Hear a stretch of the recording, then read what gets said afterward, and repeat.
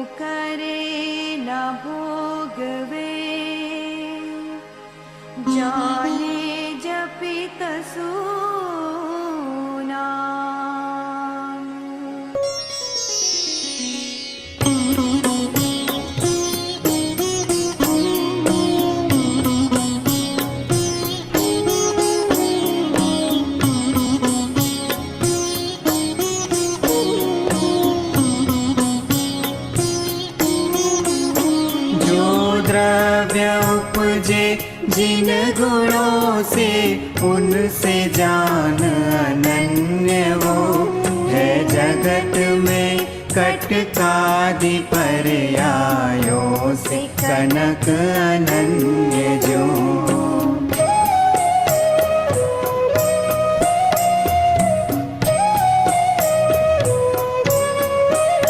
जीव अजीव के परिणाम जो शास्त्रों विषय जिनवर कहे वे जीव और अजीव जान अनन्य उन परिणाम से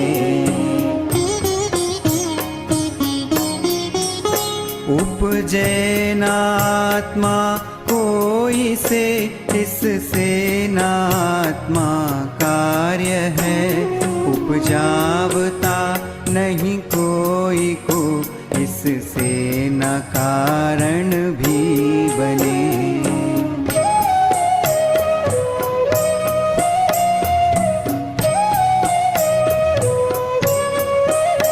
रे कर्म आश्रित होय करता कर्म भी करतार के आश्रित हुए उपजे नियम से अन्य नहीं सिद्धि दिखे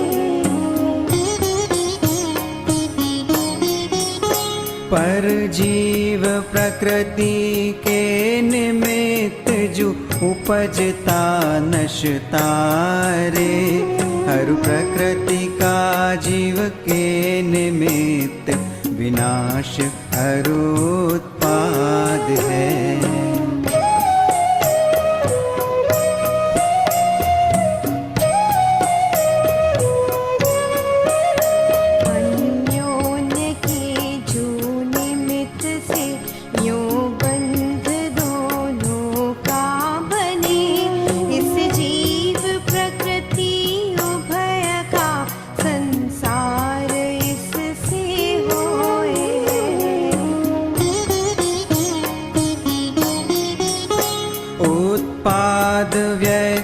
प्रकृति निमित्त जो जब ही तक नहीं परितजे अज्ञानी मिथ्यात्वी असंयत तब ही तक वह जीव रहे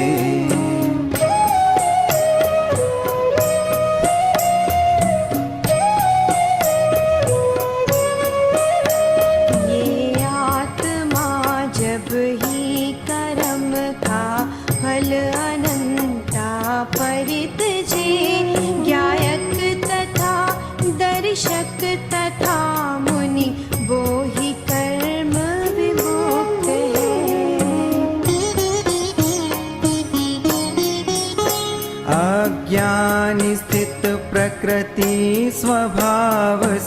कर्म फल को वेदता। अरु ज्ञानी तो जाने उदयगत, कर्म फल नहीं भोगता।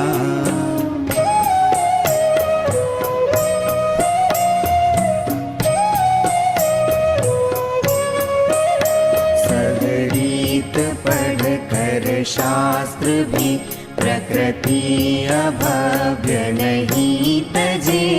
जो दूध गुड़ पीता हुआ भी, सर्प नहीं निर्विष बने। वैराग्य प्राप्त जो ज्ञानी जन है, कर्म फल को जानता। कड़वे मधुर बहुभांति का, इससे अवेदक है आहा।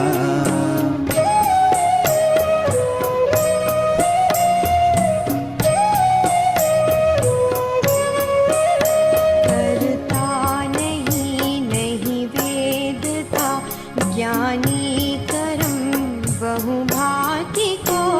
बस जानता ये बंध क्यों है, कर्म फल शुभ अशुभ को। जो नेत्र त्यों ही ज्ञान नहीं, कारक नहीं वेदक अहो। जाने ही कर्मोदय निर्जरा, बंध त्यों ही मोक्ष को।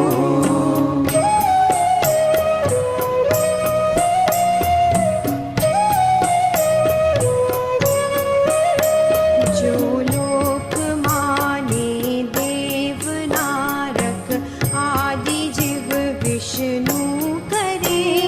यो श्रमण भी माने कभी, षटकाय को आत्मा करे। तो लोक मुनि सिद्धांत एक ही, भेद इसमें नहीं दिखे। विष्णु करे जो लोक मत में, श्रमण मत आत्मा करे।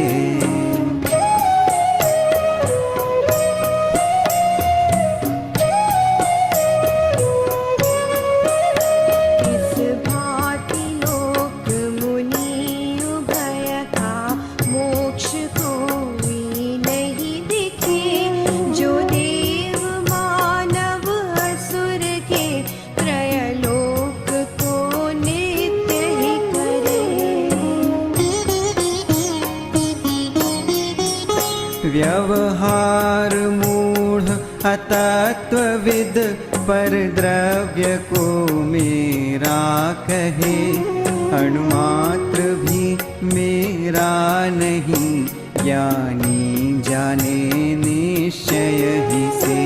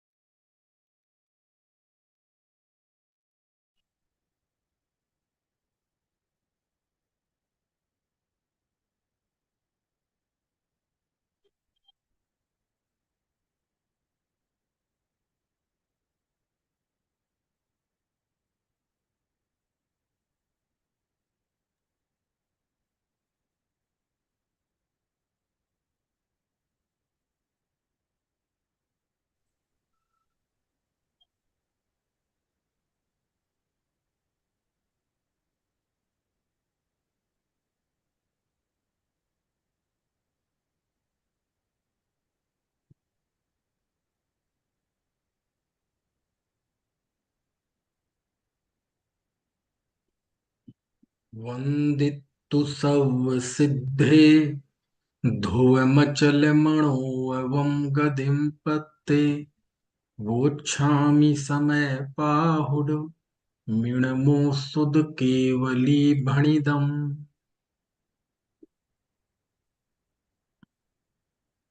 कलिकाल सर्वज्ञ आचार्य कुंद कुंद देव की अनुपम रचना परमागम समय सार।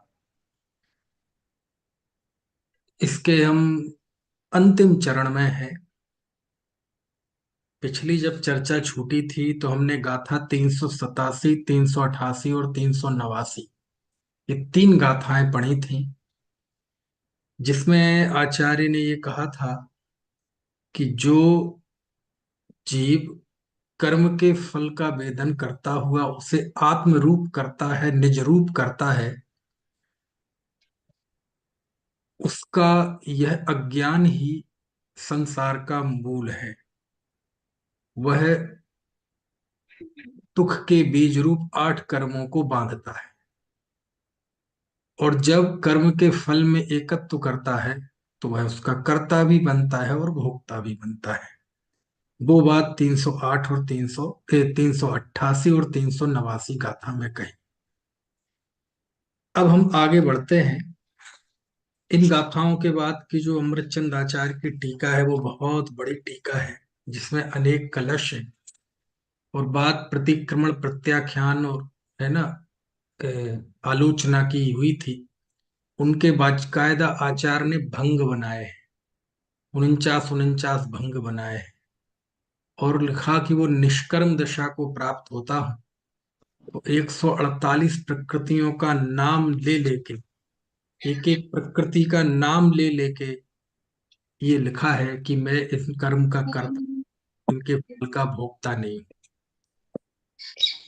तो ये टीका जो है बहुत मार्मिक है कि परिणति पालन करना। उस दृष्टि से अमृत चंदाचार्य की ये टीका इन गाथाओं की बहुत मान। अब हम आगे बढ़ते हैं। ये गाथा 390 से लेकर 300 404 गाथा, ये 15 गाथाओं का एक समूह है। इनको पढ़ते हैं, बस पढ़ना ही है, बहुत ज्यादा बात नहीं करनी है, क्योंकि आखिरकार इस पूरी चर्चा में यही बताया जा रहा है कि जीव अलग है और शरीर आदि अजीब अलग है। जीव और अजीब की भिन्नता ही बताई जा रही है, उसी को अनेक अनेक तरह से बताया जा रहा है।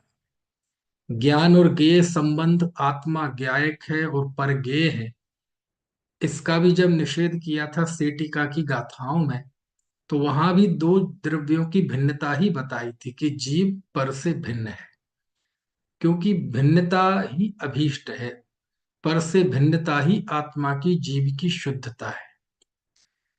तो अब देखो, ये 15 गाथाएं पढ़ते हैं, फिर इसका हिंदी हरिगीत पढ़ेंगे, और जो ही हम हरिगीत पढ़ेंगे तो उसका अर्थ भी भाषित होता जाएगा।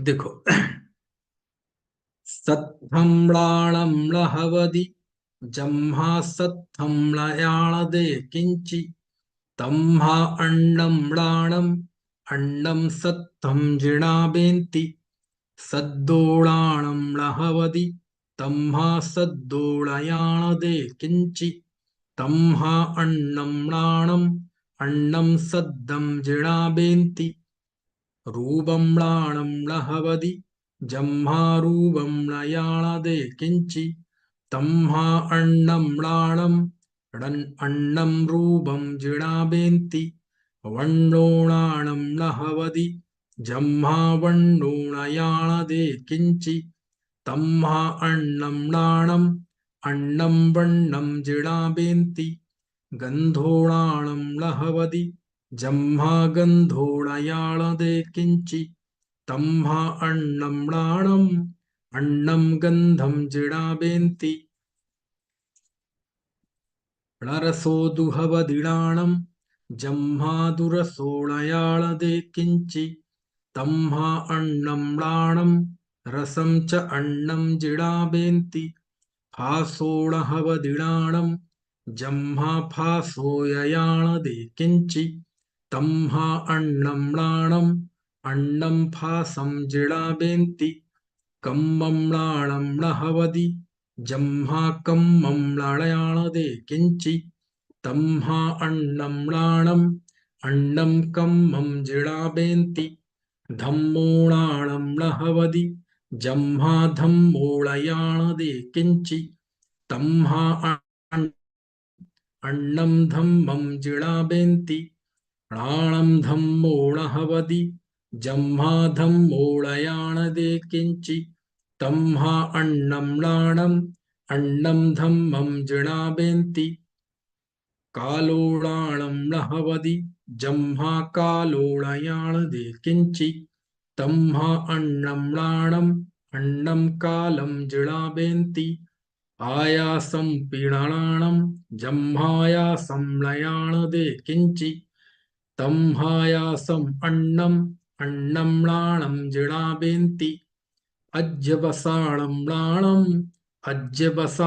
च चेदनं जम्हा तम्हा अन्नं म्लानम् अज्यवसाणं तः अन्नं जम्हा जाणदृणिच्चं तम्हा जीवो दुजाणगूढाणि णाणं च जाणयादो अब्बदिरित्तं मुणेयब्बं णाणं सम्मादिट्ठिं दु संजमं सुत्तमंगपुब्बगयं धम्मा धम्मं च तः पब्बज्जं अभ्भुवन्ति बुहा।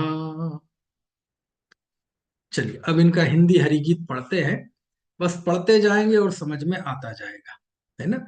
ये देखो आपने गाथा में देखा होगा, बार बार आ रहा है जड़ा बेनती जड़ा बेनती जड़ा बेनती। जड़ा बेनती मतलब जिनेंद्र देव ऐसा बताते हैं, जिनेंद्र देव ऐसा बताते हैं। ये बार बार जिनेंद्र देव को बीच में क्यों लाना पड़ रहा है कुंद कुंद देव को, तो इसका कारण मैंने शुरुआती व्याख्यानों में आपको बताया था कि कुंद कुंद देव के सामने एक बड़ा चैलेंज था कि समय सार में जो कुछ उन्हें कहना था वो पहले लिखा नहीं गया था। श्रुति परंपरा से तो था लेकिन लिपिबद्ध नहीं हुआ था, और हमारे यहाँ व्यक्ति प्रमाणिक नहीं होता, सर्वज्ञ प्रणीत परंपरा प्रमाणिक होती है। तो जब भी कोई ऐसी बात आए तो व्यक्ति पूछता है कहाँ लिखा कहाँ लिखा। तो कुंद कुंद देव के समय सार के पोषक कोई आगम प्रमाण उनके पास मौजूद नहीं थे, उपलब्ध नहीं थे, क्योंकि लिखा ही नहीं गया था, ज्यादा शुरू ही हुए थे लेखन का सिलसिला। तो इसलिए उन्हें हर जगह सर्वज्ञ की साक्षी देनी पड़ी कि ऐसा जिनेंद्र कहते हैं, केवल ही जड़े ही बढ़िया जिणमड़े ही पंडितम, है ना, बन्नी दो जिण बरे हैं, ऐसे अनेक अनेक शब्दों में यहां उसी बात को कहा है जड़ा बेनती, जिनेंद्र ऐसा कहते हैं, जिनेंद्र ने ऐसा कहा है ना। तो देखो क्या कहा है, तो बस भिन्नता ही बताई है कि जो आत्मा का ज्ञान है वह ज्ञान न शास्त्र में है, न शब्द में है, न रूप में है, न रस में है। ऐसे अलग अलग गाथा में आलंबनों का निषेध आचार्य ने कहा किया है, और अपने ज्ञान स्वभाव को पर द्रव्यों से, इंद्रिय आदि से, इंद्रियों के विषय आदि से, शब्दों से, है ना, शास्त्र से भिन्न कहा है। बस ये बात है ना। तो पढ़ते जाएंगे और बस उसको समझते जाएंगे, उस पर ज्यादा विश्लेषण की जरूरत नहीं है। शास्त्र ज्ञान नहीं है क्योंकि शास्त्र कुछ जाने नहीं। आह, देखो मूल में देखो, सत्थम, सत्थम मतलब शास्त्रम, णाणम हवदि जम्हा सत्थम याण दे किंच भी। शास्त्र ज्ञान नहीं होता है, क्यों, क्योंकि वह कुछ भी जानता नहीं है ना। याणदि मतलब जानता नहीं है ना। देखो शास्त्र ज्ञान नहीं है क्योंकि शास्त्र कुछ जाने नहीं, बस इसलिए ही शास्त्र अन्य ज्ञान अन्य श्रवण कहें, है ना। इसलिए शास्त्र अन्न है और ज्ञान अन्न है, ऐसा श्रवण कहते हैं, है ना। जिना का अर्थ क्या किया, जिना, जिनेंद्र का श्रवण अर्थ किया, समझ में आया। यद्यपि श्रवण जो है मुनि है वो एक देश जिन है, और यहाँ जिनकी बात है मतलब जिनेंद्र देव की बात है, लेकिन कोई फर्क नहीं पड़ता, है ना।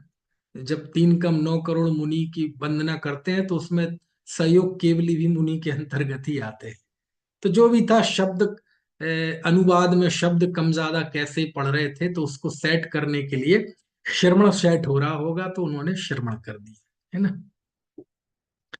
शब्द ज्ञान नहीं है क्योंकि शब्द कुछ जाने नहीं, बस इसलिए ही शब्द अन्नरु ज्ञान अन्य श्रवण कहे।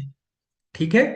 तो जैसे ऊपर की गाथा में कहा कि शास्त्र में ज्ञान नहीं है, इसलिए आत्मा अलग है और शास्त्र अलग है। ऐसी शब्द में ज्ञान नहीं है, इसलिए शब्द अलग है और ज्ञान अलग है ना। फिर देखो अगला, रूप ज्ञान नहीं है क्योंकि रूप कुछ जाने नहीं, बस इसलिए ही रूप अन्न ज्ञान अन्न श्रवण कहें। है ना। कर्ण इंद्री का विषय था शब्द। ठीक है, तो ऊपर आ गया। अब नेत्र इंद्रिय का, चक्षु इंद्रिय का विषय है रूप। तो रूप से भी ज्ञान नहीं होता, रूप भी ज्ञान नहीं है, क्योंकि रूप अचेतन है और आत्मा चेतन है। फिर वर्ण ज्ञान नहीं है क्योंकि वर्ण कुछ जाने नहीं, बस इसलिए ही वर्ण अन्नरु ज्ञान अन्न श्रवण कहें। यह वर्ण ले लिया, ये भी चक्षु इंद्री का विषय है ना। रंग रूप, काला पीला नीला लाल सफेद, ये अलग है और ज्ञान अलग, ऐसा जिनेन्द्र कहते हैं। फिर देखो घ्राण इंद्री का विषय, गंध ज्ञान नहीं है क्योंकि गंध कुछ जाने नहीं, बस इसलिए ही गंध अन्नरु ज्ञान अन्न श्रवण कहें। इस तरह है ना, गंध से भी आत्मा ज्ञान भिन्न है। फिर देखो रसना इंद्री का विषय क्या है, रस, खट्टा मीठा कड़वा कषायला तीखा।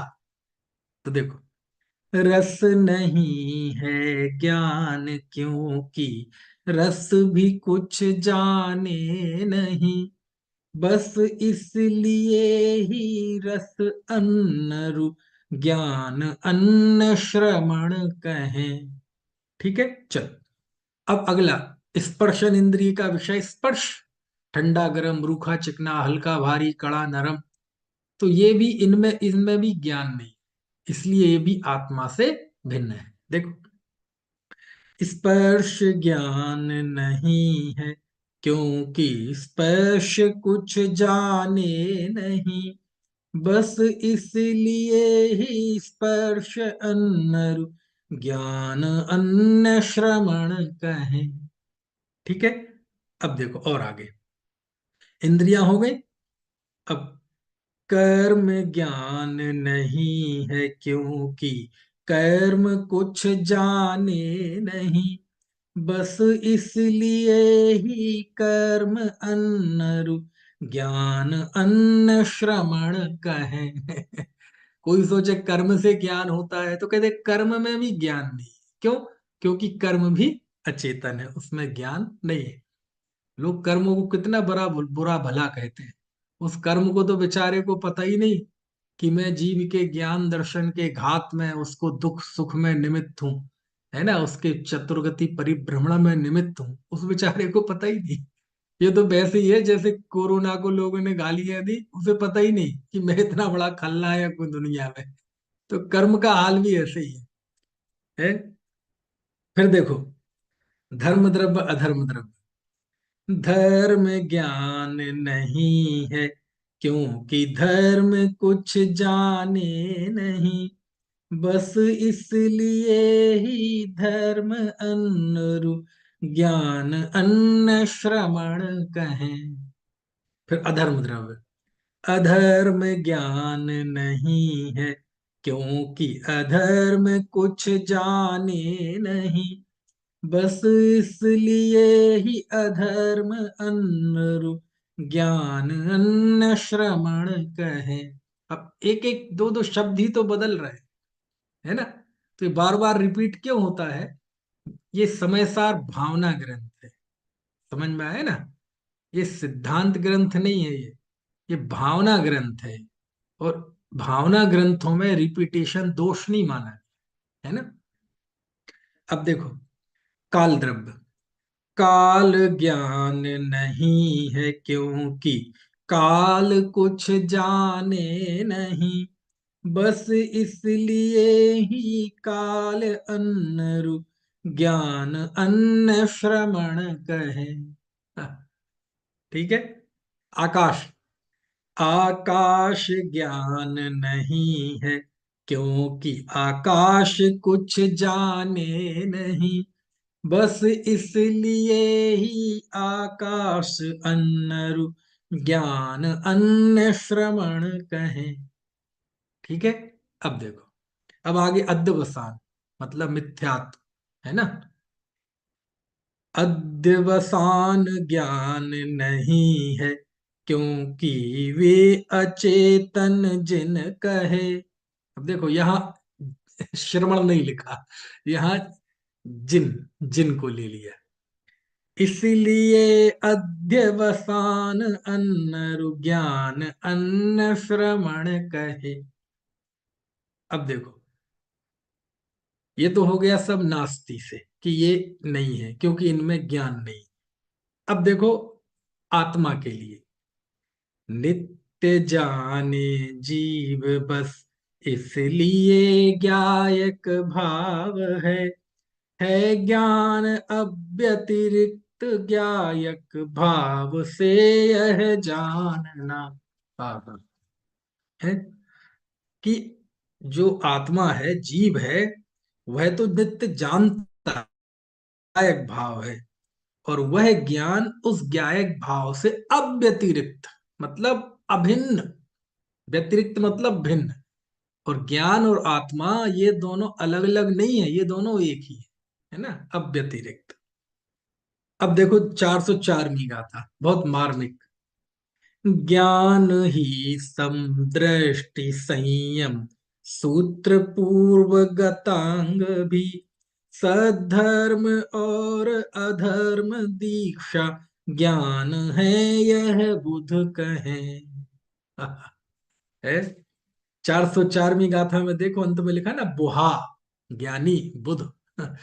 तो ज्ञानी जन, ज्ञान किसे कहा, ज्ञान मतलब आत्मा, ज्ञायक भाव।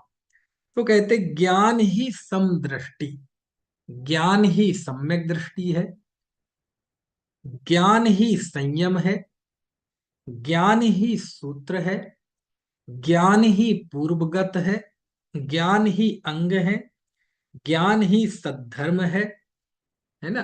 सद्धर्म का है अर्थ किया है पुण्य, और ज्ञान ही अधर्म है, और ज्ञान ही दीक्षा है।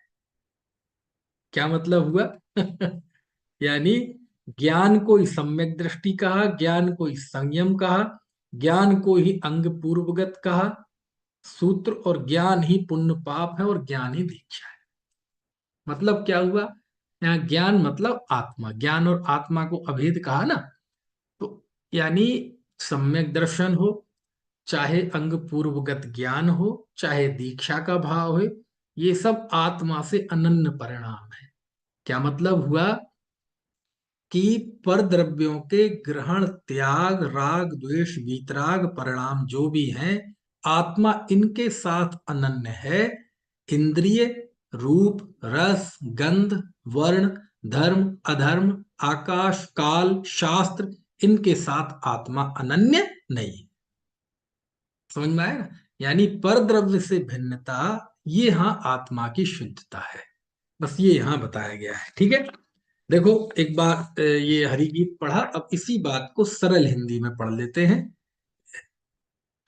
शास्त्र ज्ञान नहीं है क्योंकि शास्त्र कुछ जानता नहीं है, इसलिए ज्ञान अन्न है और शास्त्र अन्न है, ऐसा जिनदेव कहते हैं। शब्द ज्ञान नहीं है क्योंकि शब्द कुछ जानता नहीं है, इसलिए ज्ञान अन्न है और शब्द अन्न है, ऐसा जिनदेव कहते हैं। रूप ज्ञान नहीं है क्योंकि रूप कुछ जानता नहीं है, इसलिए ज्ञान अन्न है और रूप अन्न है, ऐसा जिनदेव कहते हैं। वर्ण ज्ञान नहीं है क्योंकि वर्ण कुछ जानता नहीं है, इसलिए ज्ञान अन्न है और वर्ण अन्न है, ऐसा जिनदेव कहते हैं। गंध ज्ञान नहीं है क्योंकि गंध कुछ जानती नहीं है, इसलिए ज्ञान अन्न है, और गंध अन्न है, ऐसा जिनदेव कहते हैं। अब मैं ये पढ़ना गौण भी कर सकता था क्योंकि एक ही शब्द बदल रहा है, लेकिन ना तो कुंद कुंद देव ने आलस किया, समझ में आया ना अमृतचंद स्वामी तो बिल्कुल इतना एक ही। अब पीछे की गाथाओं की टीका पढ़ेंगे ना तो आप कहेंगे यार इतना कैसा मन लगता है इनका लिखने में। तो ना सूत्रकार को कंटाला आया बार बार वही बात लिखने में, ना टीकाकार को आया, ना वचनिकाकार को आया, है ना। तो अपन पढ़ने वाले क्यों करें, है ना। वर्ण ज्ञान नहीं है क्योंकि वर्ण को जानता नहीं है, इसलिए ज्ञान अन्न है और वर्ण अन्न है, ऐसा जिनदेव कहते हैं। गंध ज्ञान नहीं है क्योंकि गंध कुछ जानती नहीं है, इसलिए ज्ञान अन्न है और गंध अन्न है, ऐसा जिनदेव कहते हैं। देखो जिनदेव को साक्षी दे रहे हैं बार बार आचार्य, समझ में आए ना। क्योंकि कोई भी पूछेगा कहाँ लिखा कहाँ लिखा कहाँ लिखा, अब उस समय अध्यात्म लिखा ही नहीं गया था, तो किसकी साक्षी दें। और जो लिखा गया था तो बंध मतलब सिद्धांत ग्रंथ थे, है ना। रस ज्ञान नहीं है क्योंकि रस कुछ जानता नहीं है, इसलिए ज्ञान अन्न है और रस अन्न है, ऐसा जिनदेव कहते हैं। स्पर्श ज्ञान नहीं है क्योंकि स्पर्श कुछ जानता नहीं है, इसलिए ज्ञान अन्न है और स्पर्श अन्न है, ऐसा जिनदेव कहते हैं। कर्म ज्ञान नहीं है क्योंकि कर्म कुछ जानता नहीं है, इसलिए ज्ञान अन्न है और कर्म अन्न है, ऐसा जिनदेव कहते हैं। धर्म ज्ञान नहीं है क्योंकि धर्म कुछ जानता नहीं है, इसलिए ज्ञान अन्न है और धर्म अन्न है, ऐसा जिनदेव कहते हैं। अधर्म ज्ञान नहीं है क्योंकि अधर्म कुछ जानता नहीं है, इसलिए ज्ञान अन्न है और अधर्म अन्न है, ऐसा जिनदेव कहते हैं। काल ज्ञान नहीं है क्योंकि काल कुछ जानता नहीं है, इसलिए ज्ञान अन्न है और काल अन्न है, ऐसा जिनदेव कहते हैं। आकाश ज्ञान नहीं है क्योंकि आकाश कुछ जानता नहीं है, इसलिए ज्ञान अन्न है और आकाश अन्न है, ऐसा जिनदेव कहते हैं। अध्यवसान ज्ञान नहीं है क्योंकि अध्यवसान अचेतन है, इसलिए ज्ञान अन्न है और अध्यवसान अन्न है, ऐसा जिनदेव कहते हैं। चूंकि जीव निरंतर जानता है, इसलिए यह ज्ञायक जीव ज्ञानी है, ज्ञान स्वरूप है, और ज्ञान ज्ञायक से अव्यतिरिक्त है, अभिन्न है, ऐसा जानना चाहिए। बुद्ध जन ज्ञान को ही सम्यक दृष्टि, संयम, अंग पूर्वगत सूत्र, है ना, 12 अंग और पूर्व में जो सूत्र है ना उन्हीं की बात है। धर्म अधर्म कोष्ठक में लिखा पुण्य पाप और दीक्षा मानते हैं, है ना। क्योंकि जो भी भाव है, ज्ञान रूप है, संयम रूप है, अथवा पुण्य पाप रूप है, जो भी है आत्मा अपने परिणामों से अभिन्न है, बाहर की चीजों से भिन्न है। बस ये यहां बताना है, ठीक है। चलो अब आगे बढ़ते हैं। ये 3 गाथाओं का समूह, इसमें भी यही बात कही है। गाथा 405, 406, 407। आज तो वांचन ही करना है, समझ में आया ना। देखो, अत्ता जस्ता मुत्तु णहुसो आहार गोहवदेवम आहारो खलु मुत्तो जम्हासो पोग्गलमोदु णबिसक्कदिघेत्तुं जं णबिमोत्तुं जं च जं परदब्बं सोको वियतस् गुणो पाउगियो विस्सो वाबि तम्हादुजो विशुद्धो चेदासोड़े गेह्णदे किंचि ड़ेब विमुंचदि किंचिबि जीवा जीवाण दव्वाणम। आहार पुद्गलमयी है बस इसलिए है मूर्तिक, ना आहारक इसलिए ही यह अमूर्तिक आत्मा। पर द्रव्य का ना ग्रहण हो, ना त्याग हो इस जीव के, क्योंकि प्रायोगिक तथा वैश्रिक स्वयं गुण जीव के, इसलिए यह शुद्धात्मा पर जीव और अजीव से कुछ भी ग्रहण करता नहीं, कुछ भी नहीं है छोड़ता। सरल है ना। ऐसे ही थोड़े लिख दिया देवनंदी पूज्यपाद स्वामी ने इष्टोपदेश के बिल्कुल आखिरी में, कि सारे द्वादशांग का सार क्या है। बोले, देह जुदा जीव जुदा पुद्गल जुदा, यही तत्व को सार, बाकी जो कछु है सो या ही को विस्तार। तो देखो भिन्नता ही चल रही ना। इस प्रकार जिसका आत्मा अमूर्तिक है वह वस्तुतः आहारक नहीं है, क्योंकि आहार पुद्गलमय होने से मूर्तिक है। कबलाहार हो, तेजस आहार हो, कोई भी आहार हो, कर्मों का आहार हो, नौकर्म आहार हो, है ना, तो आहार जो है वो पुद्गल द्रव्य है, ठीक है, मूर्तिक है। इसलिए आत्मा उससे भिन्न है, आत्मा अमूर्तिक है, अनाहारक है। मैं मान रहा था अब तक प्रभु, भोजन से जीवन चलता है, भोजन बिन नरकों में जीवन, भरपेट मनुज क्यों मरता है। समझ में आया ना। है, तो आत्मा का जीवन ज्ञान है, अमूर्तिक है आत्मा, और आहार जो है वो मूर्तिक है, दोनों भिन्न भिन्न है। तो फिर भोजन आदि करके जीवन तो चलता है, वो व्यवहार है, ये परमार्थ है। पुद्गल द्रव्य को ना तो छोड़ा जा सकता है और ना ही ग्रहण किया जा सकता है। ओ हो, क्या कह दिया। पुद्गल द्रव्य को छोड़ा भी नहीं जा सकता और ग्रहण भी नहीं किया जा सकता। अब देखो कितनी आसानी से ये बात लिख दी, लेकिन इस बात को समझना कितना, समझना भी आसान है, लेकिन ये बात दृष्टि में आना कितना कठिन। आत्मा ना पुद्गल द्रव्य को ग्रहण करता है और ना छोड़ता है। समझ में आया है। अब जब ग्रहण नहीं करता, छोड़ता नहीं है, तो फिर व्यक्ति घर छोड़ता है, परिवार छोड़ता है, ये सब बातें कैसी हो गई, और व्यवहार है। है? क्योंकि आत्मा से कोई ऐसे ही प्रायोगिक और वैश्विक गुण है। यानी आत्मा में वैश्विक गुण मतलब अपने स्वाभाविक कार्य को करने का जो गुण है वो वैश्विक गुण है, और पर के निमित्त से होने वाले जो विकार हैं उनको करने का जो गुण है वो प्रायोगिक गुण है। तो कर्मोदय के निमित्त से जीव के जो परिणाम होते हैं वो भी जीव का अपना गुण है, और पर के निमित्त के बिना जो स्वाभाविक रूप से उसके शुद्ध भाव होते हैं, सम्यक दर्शन, ज्ञान, चारित्र आदि, वो भी उसका अपना गुण है। यानी विकार रूप परिणमन करना भी आत्मा का अपना गुण है, और अविकार रूप परिणमन करना भी अपना गुण है। अविकार रूप परिणमन करने को बोलते हैं वैश्विक गुण, और पर के निमित्त से, है ना, और स्वयं के उपादान की शक्ति से जो अपने विकार रूप परिणमन करने की जो है, उसे ही कहते प्रायोगिक। तो कहते जो भी है, स्वाभाविक रूप भी हम ही परिणमन करते हैं और वैभाविक रूप भी हम ही परिणमन करते हैं। पर द्रव्य के साथ हमारा कोई संबंध नहीं। पर द्रव्य को ग्रहण हमने नहीं किया, पर द्रव्य के प्रति जो ममत्व परिणाम था, उस ममत्व परिणाम रूप में परिणमन हुआ। पर द्रव्य के त्याग रूप जो त्याग धर्म था, वो पर द्रव्य के त्याग से नहीं हुआ, वो अपने वैश्विक गुण से हुआ।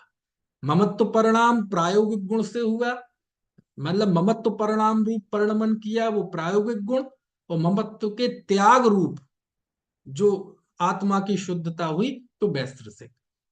कहने का मतलब यह है, मैं पर द्रव्य को ना ग्रहण करता हूं ना पर द्रव्य का त्याग करता हूं। पर द्रव्य के प्रति ममत्व का परिणाम मैं करता हूं, ये भी पर द्रव्य के कारण नहीं करता, पर द्रव्य नहीं करता, मेरी ही शक्ति है, वो मेरा ही गुण है, भले ही दोष सही। समझ में आए ना। वो है, समझ में आए ना। ऐसा कहने का आशय ये है कि पर से मेरा संबंध, मैं दुखी भी होऊंगा तो खुद होऊंगा, सुखी भी होऊंगा तो खुद होऊंगा, आकुलित भी होऊंगा तो मैं खुद ही होऊंगा, निराकुल होऊंगा तो मैं खुद होऊंगा। तो आचार्य ने यहाँ अपनी बाजी अपने हाथ में रखी। अब वो आगे आएगा, जब शुद्ध निश्चय ने खड़ा होगा तो वो कहेगा कि वो फिर बंद मोक्ष की पर्याय से पार, निष्क्रिय अपारिणामिक भाव, है ना, परम पारिणामिक भाव, वो अलग विवक्षा है, क्योंकि शुद्ध ने की अपेक्षा से अशुद्ध ने भी व्यवहार है। लेकिन यहाँ आचार्य दो द्रव्यों की भिन्नता बताते हैं कि राग रूप परिणमन करना और वीतराग परिणमन करना, ये सब हमारे गुण है, ये पर के कारण नहीं है, बस ये। ठीक है, इसलिए विशुद्धात्मा जीव और अजीव पर द्रव्यों से कुछ भी ग्रहण नहीं करते और ना छोड़ते ही। यानी पर का ग्रहण और पर का त्याग ये आत्मा का स्वभाव नहीं है। पर के प्रति ममता का ग्रहण और ममत्व परिणाम का त्याग ये तो आत्मा के होता है, लेकिन पर का ग्रहण और पर का त्याग आत्मा नहीं करता। समझ में आया ना? तो इस तरह से इन तीन गाथाओं में भी वही बात बताई जो पिछली 15 गाथाओं में हमने पढ़ी थी, कि ज्ञान अलग है, शास्त्र अलग है, रूप अलग है, ज्ञान अलग है, रस अलग है, ज्ञान अलग है, धर्म अधर्म आकाश काल अलग है, ज्ञान अलग है। तो यही बात यहाँ है ना। लेकिन कितनी डंके की चोटाचार्य कहते हैं कि पर द्रव्य को आत्मा ना ग्रहण करता है ना छोड़ता है। समझ में आए ना? अब ये तो देखो, आपको क्या बताए, कई बार समझ में नहीं आता आनंद को किन शब्दों में व्यक्त करूं। ये तो अपन बहुत लंबे समय से समय सार पढ़ रहे हैं, इसके पहले भी पढ़ा होगा और भी सुने होंगे, तो ये सब बात बहुत आसान लग रही। समझ में आया? ये हमें घुट्टी में पिलाया गया कि आत्मा पर का करता नहीं है, पर द्रव्य को ग्रहण नहीं करता, पर का त्याग नहीं करता। तो ये बात बहुत आसान लग रही है, लेकिन आप सोचो कि हमने बचपन से कुछ नहीं पढ़ा, है ना, ना हमने गुरुदेव के प्रवचन सुने, ना विद्वानों के सुने।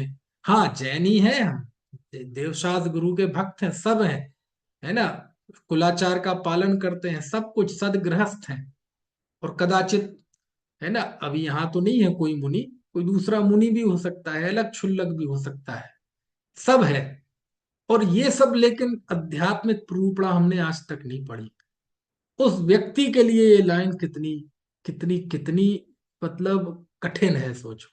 है सरल लेकिन प्रथम बार सुने तो व्यक्ति टकटकी कि क्या कह रहे हैं, क्या लिखा, पर द्रव्य को ना तो छोड़ा जा सकता है और ना ग्रहण किया जा सकता। अभी कितना बड़ा सिद्धांत, समझ में आया ना? ऐसा लगा जैसे बस मुट्ठी में आ गई दुनिया, जड़ चेतन की सब परिणति प्रभु अपने अपने में होती है, बस हो गई, हो गया काम। इतना ही तो है सब, और है क्या इतना ही तो जानना है। मतलब समस्त ज्ञान का जो फल है वो पहचान है, अपने पराये की पहचान, है ना। मैं ना पर को ग्रहण करता हूं ना त्याग करता हूं। समझ में आया? मैंने घर छोड़ दिया, घर छोड़ दिया, इसकी ये अकड़ इसलिए है क्योंकि हमने पहले ये माना था कि मैंने ग्रहण किया, मैंने इतने रुपयों का त्याग कर दिया। ये जो अकड़ दिखाई दे रही है, इस बात की अकड़ है कि पहले हमने ये माना था कि उनको मैंने ग्रहण कर, यानी व्यक्ति त्याग करता है लेकिन उसमें अकड़ ग्रहण की है। कुछ बात समझ में आ रही कि नहीं? आचार्य यहाँ कहते हैं कि आत्मा ग्रहण ही नहीं करता, त्याग ही नहीं करता। त्याग उपादान शून्यत्व शक्ति है आत्मा में, 147 शक्तियों में, कि वह ना पर का ग्रहण करता है और ना पर का त्याग करता है। तो किसका ग्रहण करता है, किसका त्याग करता है? अपने परिणामों में ग्रहण करता है और परिणामों में त्याग करता है ना। इसलिए लिखा था राणम पच्चक्षाणम, ज्ञान ही त्याग है, ज्ञान में ग्रहण होता है और ज्ञान में त्याग। अद्भुत है, अद्भुत है, ये अद्भुत है बात है। समझ में आया? लेकिन समय नहीं लगाएंगे, है ना। अब देखो, आगे जो तीन गाथाएं हैं, ये चार गाथाएं, 408, 409, 410, 411। आप कहेंगे आप तो बहुत स्पीड से चल रहे हैं, कोई बात नहीं अब ये जो गाथाएं हैं चार, ये अब जब निर्णय कर लिया कि शरीर अचेतन है और मैं चेतन हूं, ना मैं शरीर को ग्रहण करता हूं ना मैं शरीर को त्याग करता हूं, अब जब ऐसा निर्णय कर लिया, उसके बावजूद कोई यदि इस शरीर की क्रिया को, शरीर आश्रित मुनि धर्म को, शरीर आश्रित गृहस्थ धर्म को, शरीर आश्रित व्रत आदि की क्रिया को आत्मा की क्रिया माने, और ये माने कि मैं मोक्ष, मैं जाने वाला हूं इस शरीर से, तो कितना बड़ा अज्ञान है। बात व्यवहार की नहीं चल रही है, व्यवहार से तो शास्त्र में भी कहा जाए, लेकिन बात यहां निश्चय की, परमार्थ की चल रही है। तो तब आचार्य देखो कैसी चोट करते हैं। ये समय सार में जो आगे आने वाली गाथाएं हैं, ये बिल्कुल फाइनल चोट है। काय की चोट? बिल्कुल फाइनल चोट। क्यों? क्योंकि बहुतेरे जीव जिन धर्मी होकर, जिन कुल में पैदा होकर व्रतशील संयम आदि का पालन करते हैं, है ना, मंद कषाई रूप होकर घर गृहस्थी का त्याग करते हैं, व्रत लेते हैं, तप करते हैं, है ना, अब ऐसा जीव भी कहाँ अटक जाता है। तो देखो अब जो चार गाथाएं पढ़ते हैं, बहुत आनंददायी गाथा है।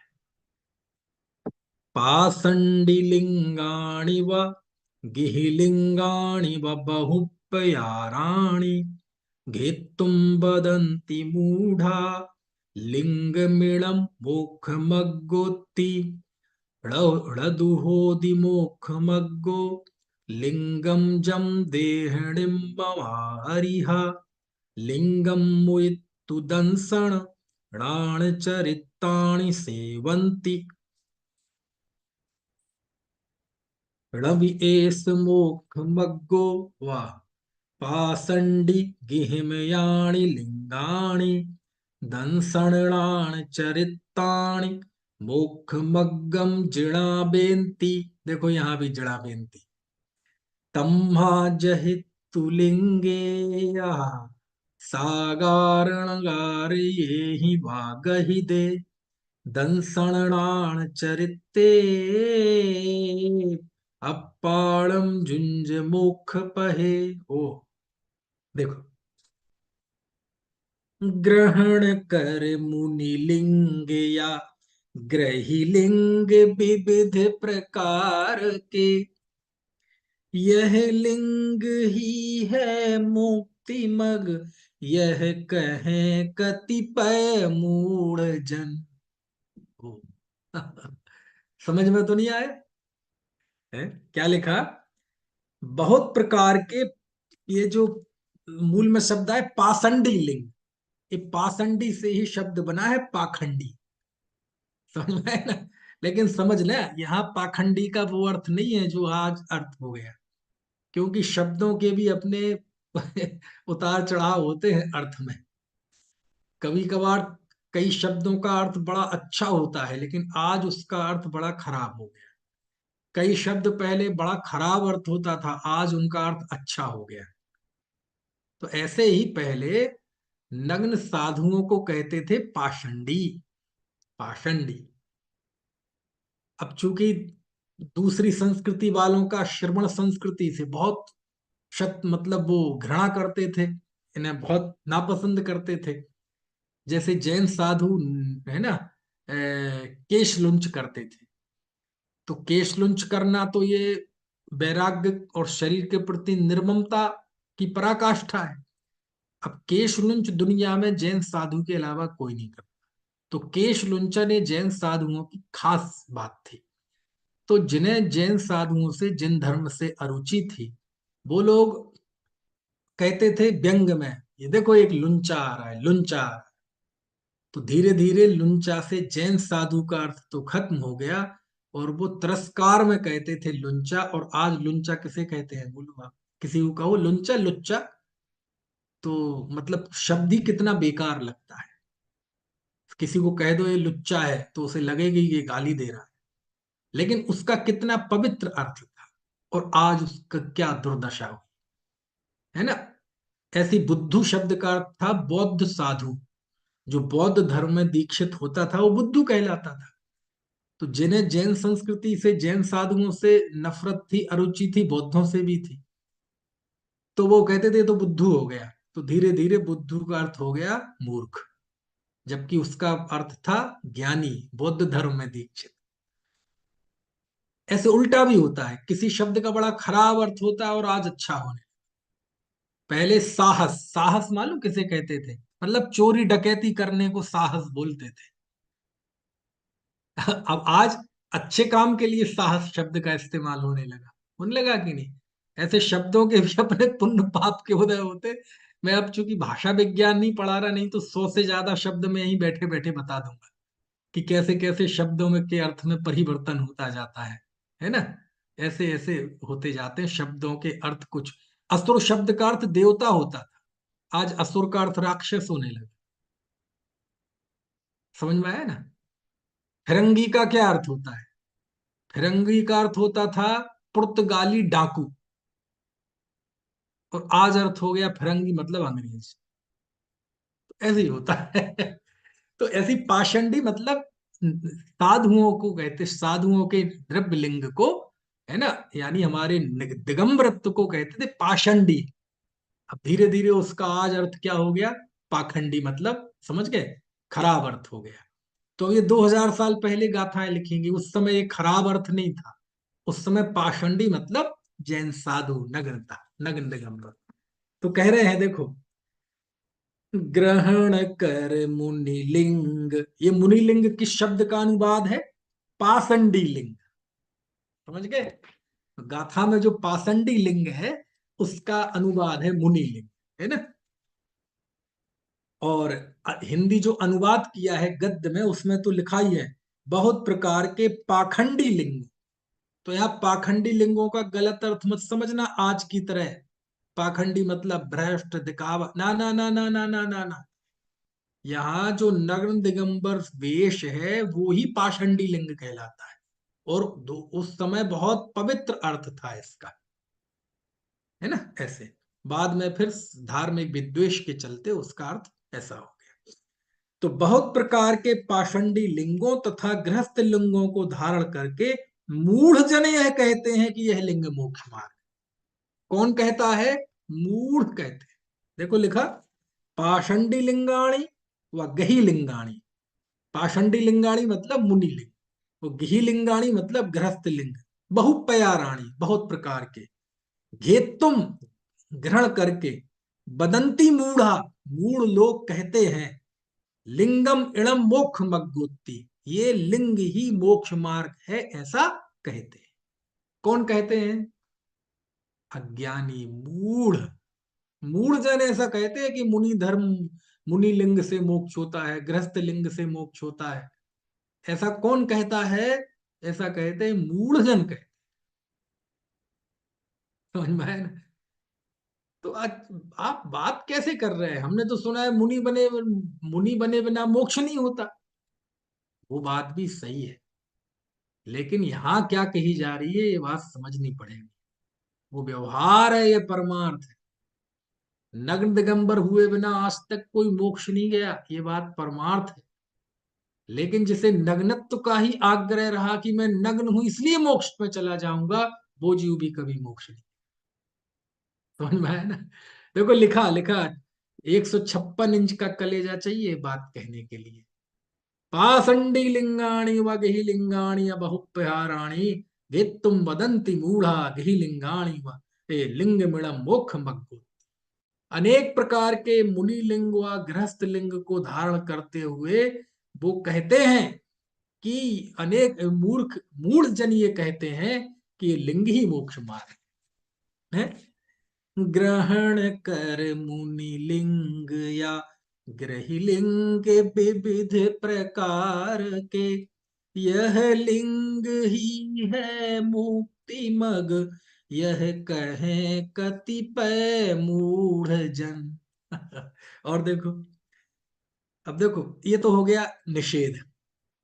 अब परमोक पर मुक्ति मगना लिंग, क्योंकि लिंग तज अरिहंत जिन, निज आत्म अरुसद ज्ञान दर्शन चरित का सेवन करें। परंतु लिंग मोक्ष मार्ग नहीं है, क्योंकि अरहंत देव लिंग को छोड़कर अर्थात लिंग पर से दृष्टि हटाकर दर्शन ज्ञान चारित्र का सेवन करते। क्या बात, क्या बात है। क्या कह रहे हैं? लिंग मोक्ष नहीं है, क्योंकि अरहंत जिन, यानी जो अरहंत हो गए हैं, उन्होंने उस लिंग से दृष्टि हटाकर सम्यक दर्शन ज्ञान चारित्र का सेवन किया है, अभेद रत्नत्रय रूप उसका सेवन किया है, लिंग का सेवन थोड़ी किया है। इस अकड़ में थोड़ी रहे वो कि मैं नग्न हूं, मैंने घर छोड़ा है। कहते ना, दर्शन ज्ञान चारित्र का सेवन करते हैं, तब जाके वो अरहंत बने हैं। देखो, हाँ, बस इसलिए ग्रह लिंग या मुनि लिंग नामक मुक्ति का है। लोग तो कहते हैं कि गृहस्थ मोक्ष मार्ग नहीं है। यहाँ तो कह रहे हैं ना गृहस्थ मोक्ष मार्ग है, ना मुनि मोक्ष मार्ग है। ना गृहस्थ लिंग मोक्ष मार्ग है, ना मुनि लिंग मोक्ष मार्ग। समझ में आया ना? ये समय सार है भैया। यहाँ तो ऐसी ही बातें पढ़ने मिलेगी, ऐसी ही बातें सुनने मिलेगी कि एकदम आंखें निकल आए, एकदम पैर के नीचे की जमीन खिसकती हुई जान पड़े, रातों की नींद भाग जाए, है ना? ठीक है। अब गृहस्थों का कौन सा लिंग होता है? अरे उत्कृष्ट श्रावक होते हैं ना, ऐलक क्षुल्लक, है ना, ये गृहस्थ लिंग। ठीक है। मुनियों और गृहस्थों के लिंग मोक्ष मार्ग नहीं है, क्योंकि जिन देवतो दर्शन ज्ञान चारित्र को मोक्ष मार्ग कहते हैं।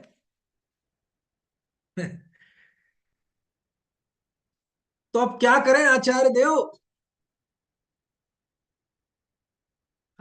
तम, हाँ, इसीलिए 411वीं गाथा देखें आप।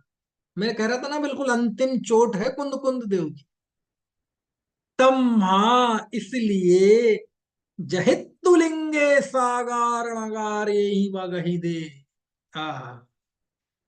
गृहस्थ और मुनियों द्वारा जो ग्रहण किया गया लिंग है, उसको जहित्तु छोड़कर, छोड़कर मतलब अरे उसके प्रति एकत्व बुद्धि छोड़कर कि ये मैं हूं, ये लिंग मेरा है, इसका मैं करता हूं, इसका मैं भोगता हूं, ऐसा उसके साथ संबंध तोड़कर,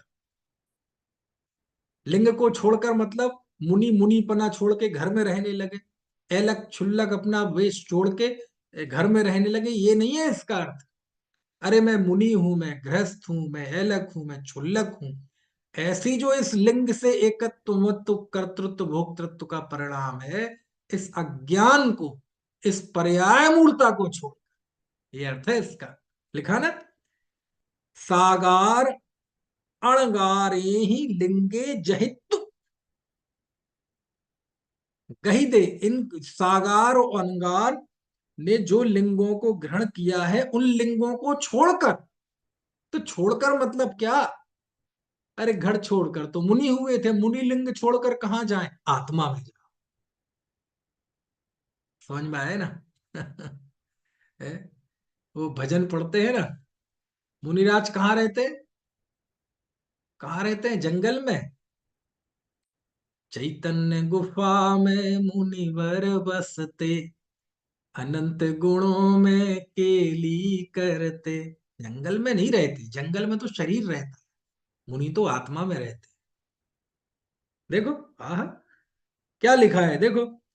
तम्हा, इसलिए सागार अणगारे ही गही दे लिंगे जहितु।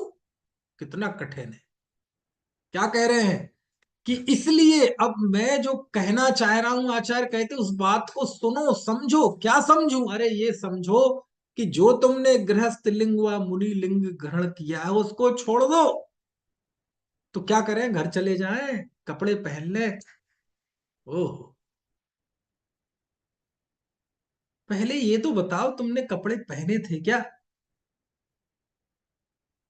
यदि कपड़ों के त्याग के कर्ता तुम बनते हो, इसका मतलब कपड़ों के ग्रहण के कर्ता भी तुम। अभी तुम्हें तो ग्रहण और त्याग से ही आगे नहीं निकले। अभी तो यही नहीं पता कि ये आत्मा पर को ग्रहण और त्याग नहीं कर सकता। बोलो कितनी स्पष्ट है गाथा। परमार्थ कितना उत्कृष्ट है। हम्म। देखो, मतलब कोई लाग लपेट है इसमें। अब इस बिंदु पर भी आकर आचार्य आकर लाग लपेट करेंगे समय सार की इन अंतिम गाथाओं में। यहां भी किंतु परंतु अगर मगर ये लगा के करेंगे तो मजा नहीं है। आचार्य कितनी कठोरता से, इस कठोरता में कितनी दया है, कितनी करुणा है, कितना उत्कृष्ट ये संबोधन है आचार्य का। कौन सा? कि इस प्रकार जो तुमने मुनि लिंग अथवा ग्रहण गृहस्थ लिंग ग्रहण कर रखा है, उसको छोड़कर जहितु, इत्तु प्रत्यय है ना, छोड़कर। क्या करें छोड़कर आचार्य? बस जिन धर्म में आओ और छोड़ो, ये छोड़ो, ये छोड़ो, ये छोड़ो, ये छोड़ो, ये छोड़ो, ये छोड़ो, ये छोड़ो। आपने भी अंततः छोड़ने की बात की ना। अरे कहते सुन भाई, सुनो सुनो सुनो, छोड़कर करें क्या? हाँ, दंसणाण चरिते अपाणम जुंज मोक्ष पहे। क्या अर्थ हुआ? कि उनको छोड़कर मोक्ष मार्ग रूप दर्शन ज्ञान चारित्र में आत्मा को जुंज, जुंज मतलब उससे जोड़ दो। आत्मा को काय से जोड़ दो? दर्शन ज्ञान चारित्रमयी अभेद, इससे आत्मा को जोड़ दो। ये करो। समझ में आया ना? है? बस इसलिए अनगार या सागार लिंग को त्याग कर जुड़ जा स्वयं के ज्ञान दर्शन चरण में शिव पंथ में। अनुवाद भी बड़ा मार्मिक है। है है ना? जबरदस्त चोट। कितनी अकड़ है भाई, है लिंग की अकड़। अरे कहते मैं मुनि हूं, मैं गृहस्थ हूं, ऐसा यदि परमा कहना व्यवहार है, लेकिन ऐसा वास्तव में भीतर से महसूस करते हैं तो आचार्य कहते हैं अज्ञानी है। अभी उसने दो द्रव्यों की भिन्नता नहीं जानी है। चारों का हरि गीत एक बार फिर से पढ़ लो, आनंद ले लो, है ना?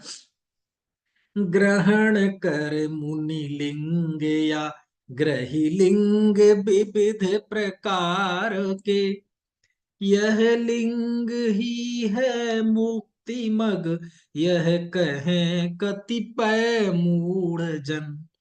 पर मुक्ति मग ना लिंग क्योंकि लिंग तज अरिहंत जिन, निज आत्म अरु सज्ञान दर्शन चरित का सेवन करे।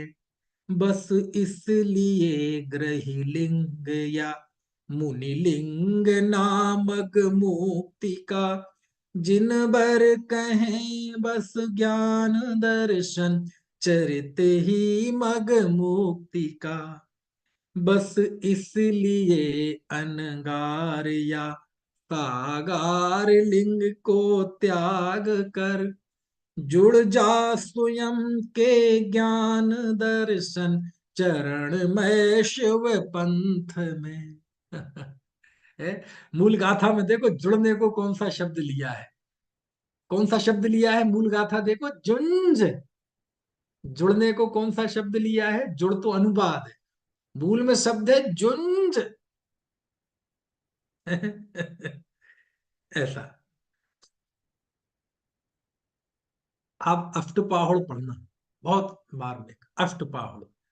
अष्टपाहुड़ में सुत्त पाहुड़ की एक गाथा है। उस गाथा में आचार्य लिखते हैं, देखो क्या होता है निश्चय व्यवहार, कहाँ किस चीज को स्थापित करना और किस बिंदु पर जाकर उसका निषेध करना। ये कुंद कुंद देव की अद्भुत कला है। सुत्त पाहुड़ में देखो एक ही आचार्य है, दो आचार्य नहीं है, वही आचार्य है, लेकिन दो गाथाएं मैं आपको उनकी सुनाता हूं। सुत्त पाहुड़ में आचार्य लिखते हैं कुंद कुंद देव, रवि सिज्झति बत्त धरो जड़ सासणे जदबि हुई तिथैरो, रग्गो भी मोख मग्गो शेषा उम्मग गया सब्बे। क्या अर्थ है इसका? जैन शासन में तीर्थंकर भी क्यों ना हो, वस्त्रधारी को मोक्ष की प्राप्ति नहीं होती। रमि सिज्झति बत्थ धरो, जड़ शासने, जैन शासन में वस्त्रधारी को मोक्ष नहीं होता। यद्यपि यद्यपि होई तथैरो, भले ही वह तीर्थंकर क्यों ना हो। इसलिए णग्गो विमोक्ष मग्गो, नग्नता मुक्ति का मार्ग है। शेषा उन्मग गया सभ्य, शेष सब उन्मार्ग। हो गई बात, अभी पूरी नहीं हुई। अब जब वही आचार्य भाव पाहुड़ लिखते हैं तो मालूम क्या लिखते हैं? णग्गो पावई दुखम, 68वीं गाथा। ये जो अभी बोली थी ये सुत्त पाहुड़ की 23वीं गाथा थी। अब जो बोल रहा हूं वो भाव पाहुड़ की 68वीं गाथा है। णग्गो पावई दुखम, णग्गो संसार सायरे भमदी, णग्गोड़ल हिम जिण भावना बज्जियो सुईरम। देखो गाथा का अर्थ बताता हूं, यदि आपके पास है तो खोल लीजिएगा। 68वीं गाथा, भाव पाहुड़। एक आध नंबर यहाँ वहां भी हो सकता है, मुझे 68 ध्यान आ रहा है। सुत्त पाहुड़ की तो 23वीं है, वो सुना दी। देखो कितनी विरुद्ध बात है, लेकिन विरुद्ध नहीं है, ये नए विवक्षा है। क्या लिखते हैं मालूम? अभी आचार्य कह रहे थे नग्नता मुक्ति का मार्ग है, शेष सब उन्मार्ग है। नग्न हुए बिना तीर्थंकर ही क्यों ना हो, उसे भी मोक्ष नहीं होता। अब लिखते हैं ळग्गो पावई दुखम, भाव पाहुड़ 68 गाथा। क्या लिखा? ळग्गो पावई दुखम, नग्न दुख को प्राप्त करता है। ळग्गो संसार सायरे भमई, नग्न संसार सागर में भ्रमण करता है। ळग्गो णा लहिम बोहिम, नग्न को बोधि की प्राप्ति नहीं होती। क्यों? जिण भावना बज्जियो, जो जिन भावना से रहित है ऐसे जीव को सुईरम, चिरकाल तक भी प्राप्ति नहीं होती। अभी कह रहे थे नग्न मुक्ति का मार्ग है, और अब कह रहे हैं नग्न दुखी होता है, संसार सागर में भ्रमण करता है, उसे बोधि की प्राप्ति नहीं होती चिरकाल तक। लेकिन कब? यदि वह जिन भावना से। और ये जिन भावना क्या है? ये जिन भावना वही है जो यहाँ 411 गाथा में कह रहे हैं, तंसणाण चरित्र, दर्शन ज्ञान चारित्र, इसी को जिन भावना कहते हैं। निश्चय से दर्शन ज्ञान चारित्रमयी आत्मा की श्रद्धा ज्ञान आचरण, ये अभेद रत्नत्र रूप है, ये जिन भावना है। और व्यवहार से सम्यक दर्शन ज्ञान चारित्र रूप परिणमन, सम्यक दर्शन में के 8 अंग, ज्ञान के 8 अंग, चारित्र 13 प्रकार का, ये सब व्यवहार से जिन भावना है। समझ में आए ना? बोले इससे रहित यदि है तो नग्न जीव तो दुखी होगा। अच्छा, नग्न दुखी होगा क्यों? उसे परिचय सहने पड़ेंगे, इसलिए नहीं। यदि परिचय से दुखी होगा तो इसका मतलब तो यह कि घर में रहना सुख है। नहीं समझे आप? न्याय समझे कि नहीं? नग्न दुखी है क्यों? इसलिए नहीं कि वो परिचय सह रहा है, सर्दी गर्मी भूख, सर्दी गर्मी के दुख सह रहा है इसलिए दुख है। अरे वो पर्याय मूर्ता से दुखी है, वो कुछ भी कर ले वो सुखी नहीं हो सकता। समझ में आया ना? क्योंकि जहां सुख है वहां नहीं पहुंचा है। अब वो टाइम हो गया जल्दी, है ना? अब समय हो गया है। बहुत अद्भुत गाथाएं हैं, है ना? अभी और पढ़ेंगे कल, मेरे समझ से कल पूरा हो जाएगा समय साथ, क्योंकि बस ये अंतिम चोट है आचार्य की, है ना? पढ़ेंगे कल, बहुत मार्मिक में संबोधन। देखो आचार्य का महसूस करना पड़ेगा आपको।